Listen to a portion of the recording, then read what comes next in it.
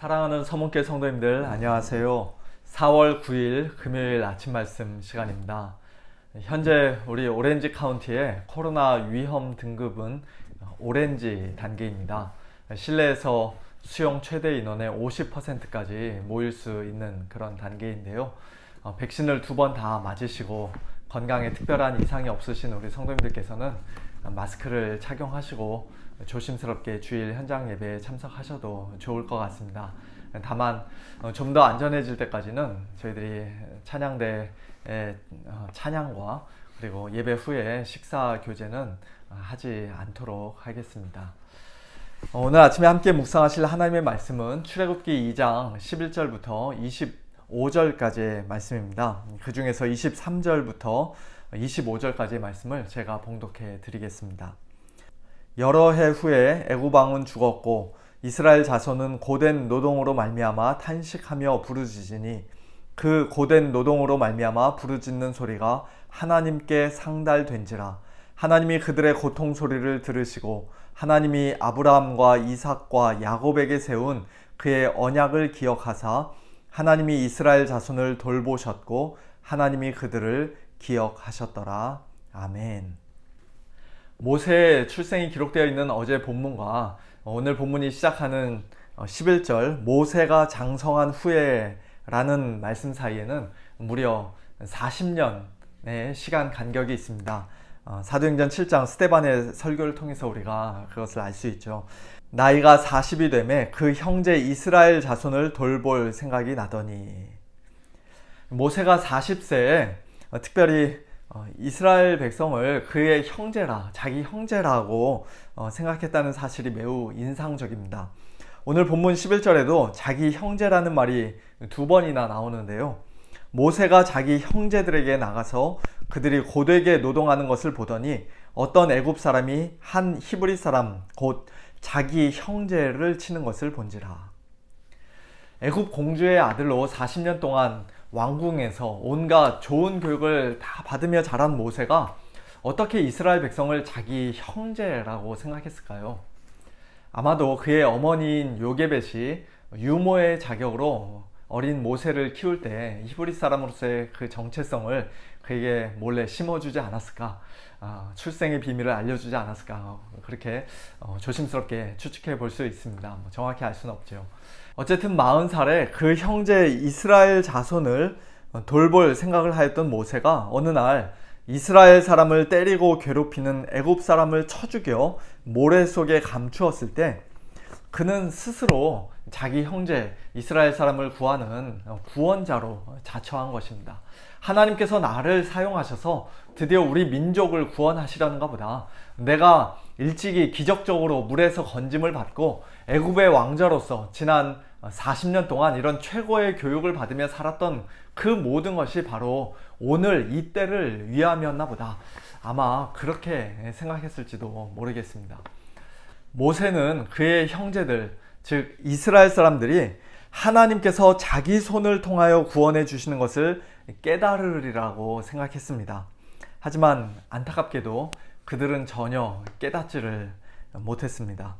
이튿날 두 히브리 사람이 서로 싸우는 것을 본 모세가 그 잘못한 사람에게 네가 어찌하여 동포를 치느냐라고 말하자 그 사람이 모세에게 말합니다. 누가 너를 우리를 다스리는 자와 재판관으로 삼았느냐? 네가 애굽 사람을 죽인 것처럼 나도 죽이려느냐? 그 말을 들은 모세는 일이 탈로 되었도다 라고 말하며 두려워하였고, 바로가 그를 죽이려고 찾자 모세는 바로의 낯을 피하여 미디안 땅으로 도망가 거기에 머뭅니다. 거기서 미디안 제사장 르우엘의 딸 십보라와 결혼하여 아들도 낳으며 이제 본격적인 타향살이를 하게 됩니다. 23절에 여러 해 후에라는 말씀이 나오는데요.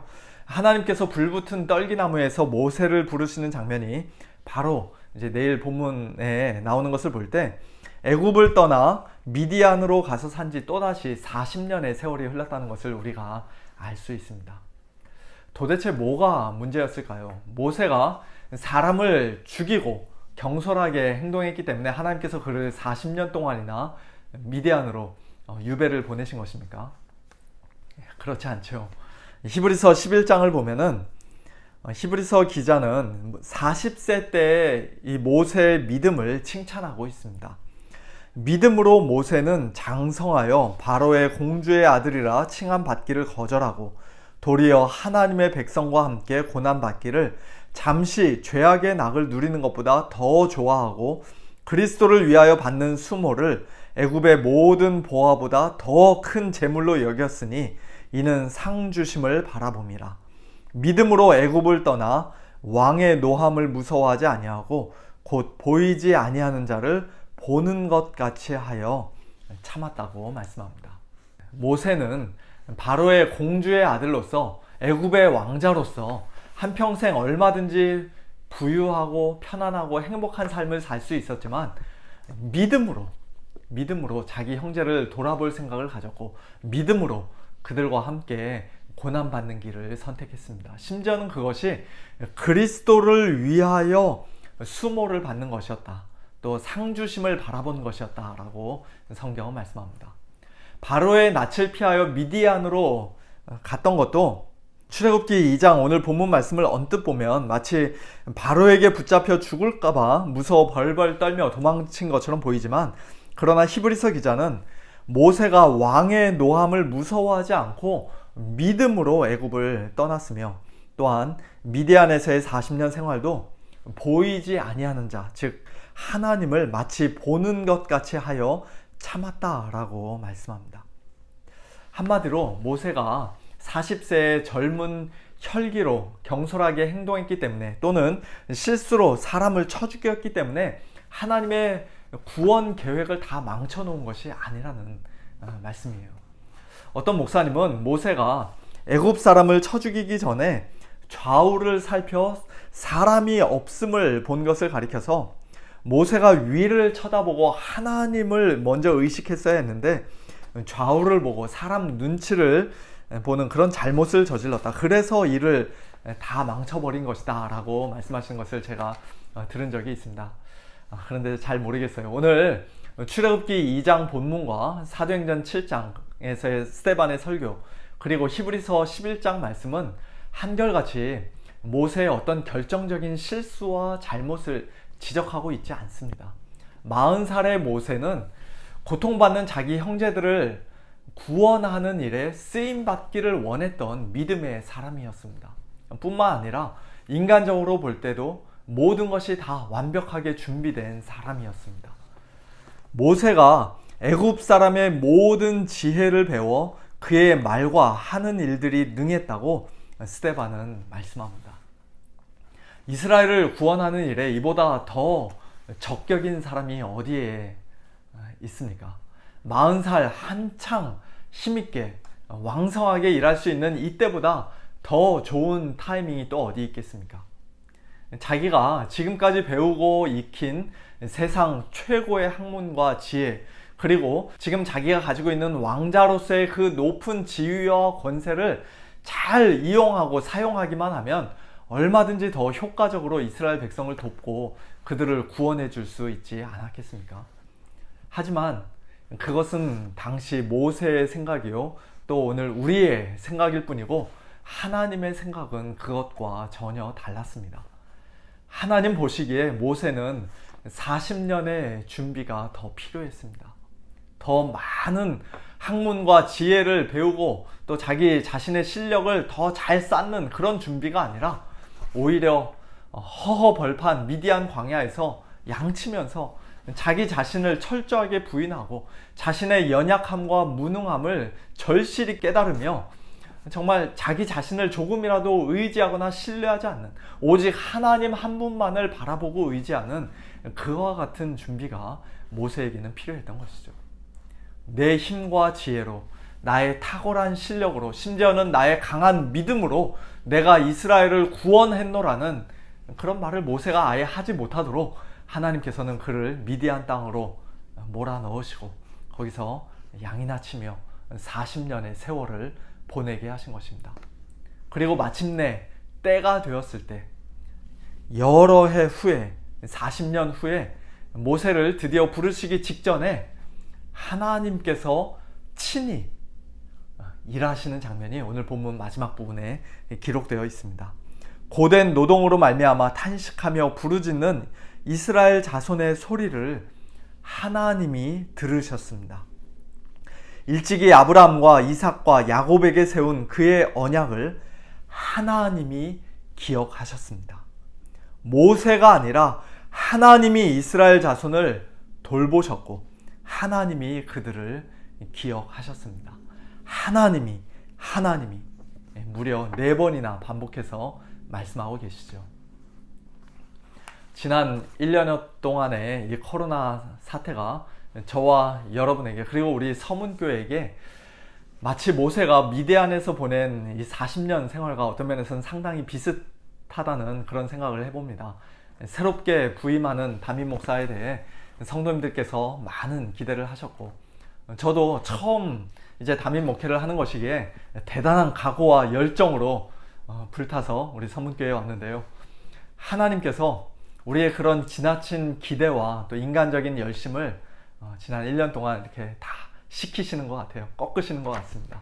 담임 목사가 아니라 또는 당회가 아니라 또는 우리 성도님들이 아니라 하나님께서 우리 주님께서 친히 우리 서문교회를 능력의 손으로 붙드시고 든든하게 세우시고 한 걸음 한 걸음 신실하게 인도해 가신다는 사실을 깊이 깨닫고 뼈저리게 느낄 수 있었던 지난 1년이었습니다.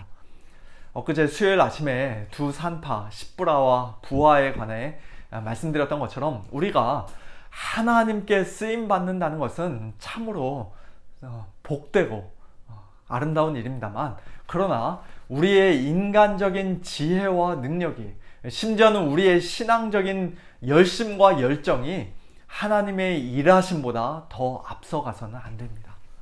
하나님께서 친히 일하시지 않으면 하나님께서 저를 사용하시지 않으면 저는 아무것도 아닙니다. 제 힘으로는 아무것도 할 수 없습니다. 라는 진정한 겸손과 자기 부인이 우리에게는 있어야 합니다.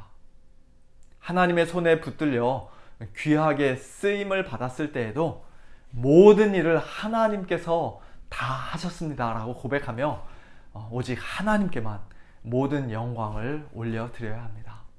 저와 여러분이 그리고 우리 서문교회가 그와 같은 참된 겸손함으로 하나님의 때, 하나님의 방법을 따라 하나님의 영광을 위해 모두 다 귀하게 쓰임받게 되기를 우리 주님의 이름으로 축원합니다.